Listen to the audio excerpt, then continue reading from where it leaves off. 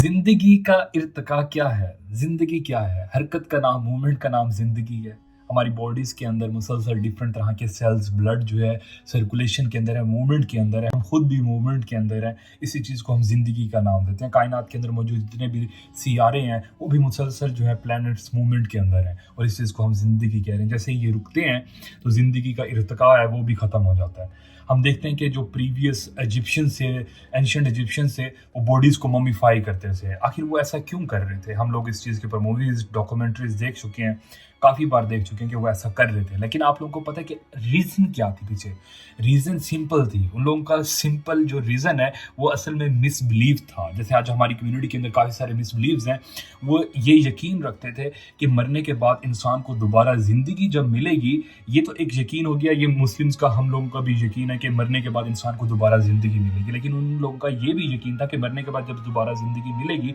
जो रूह है वो इस जिस्म से जो निकल गई है, अब ये रूह जो है दोबारा इसी जिस्म में एंटर होगी, और इस जिस्म को अगर हम प्रिजर्व करेंगे, वैसे का वैसे रखेंगे, तब ही रूह जो है इस जिस्म के अंदर एंटर हो सकेगी। वरना अगर ये जिस्म फना हो गया, ख़त्म हो गया, डिस्ट्रॉय हो गया, तो उसके बाद जो रूह है वो भटकती भी रहेगी, या उसको जो है वापस ज़िंदगी नहीं मिलेगी। तो इस चीज़ को जो है वो क्या करते थे, बॉडीज़ को प्रिजर्व करते थे, और वो इतने ज़्यादा इस चीज़ के ऊपर जो है बिलीफ रखते थे, और इस चीज़ को, इसके लिए इतना ज़्यादा कोशिश करते थे कि वो बॉडी को इतना हद तक प्रिजर्व करने में कामयाब थे कि आज हम देखते हैं कि इतने हज़ारों साल बाद भी जब बॉडीज़ को निकाला जाता है और उनको स्टडी किया जाता है, तो वो वैसे की वैसे, डिट्टो वैसे की वैसे ही मौजूद है। उन लोगों ने इस चीज़ के लिए इतना काम किया, इतनी मेहनत की कि पिरामिड्स तक बना दिए। इन पिरामिड्स का मकसद क्या है? असल में इन पिरामिड्स का सिर्फ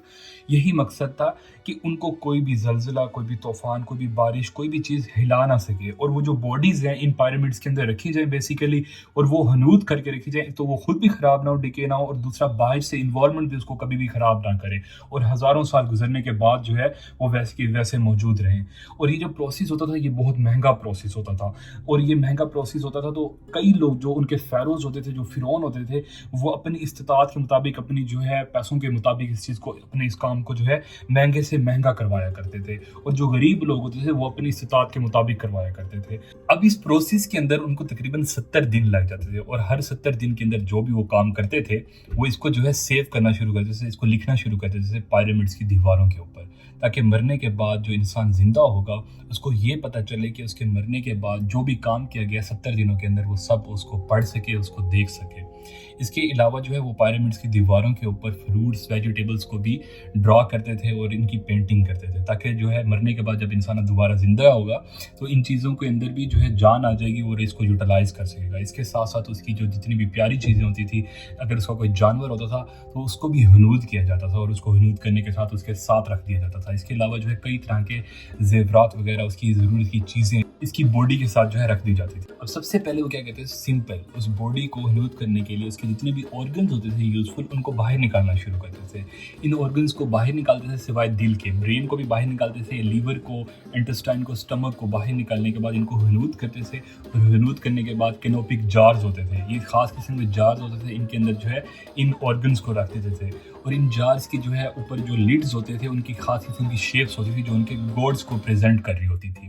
इसके अलावा ये एक काम करते थे कि जब बाहर इनके ऑर्गन्स निकालते थे तो ये सिंपल प्रोसेस को जो है फॉलो करते थे, उनकी कोई सर्जरी नहीं करते थे, कोई ओपन बॉडी ऑटोप्सी नहीं करते थे। इस सिंपल प्रोसेस के थ्रू जो है जितने भी ऑर्गन्स हैं वो बाहर निकाल लेते थे। इनका कंसर्न होता था कि बॉडी को डैमेज नहीं करना। ये सिंपल नेल के थ्रू जो है नोस्ट्रिल के जरिए आपका जितना भी ब्रेन होता था पर्सन को, वो बाहर निकाल लेते थे मेल्ट करके। और इसके अलावा ये बॉडी के जो लेफ्ट साइड पे एब्डोमेन है आपका, उसकी लेफ्ट साइड पे एक छोटा सा कट लगाते थे, और वहाँ से जो लीवर है, जो इंटेस्टाइन है, स्टमक है, और जो आपके फेफड़े हैं वो बाहर निकालते थे पर्सन के। और ये इतना फाइन प्रोसेस होता था कि इस प्रोसेस के दौरान पर्सन की जितनी भी चीज़ें निकाली जाती थी वो इतनी सेफली निकाली जाती थी, कोई भी चीज़ डैमेज नहीं करते थे, इवन कि स्किन को भी डैमेज नहीं करते थे और पर्सन के फेस को भी डैमेज नहीं करते थे।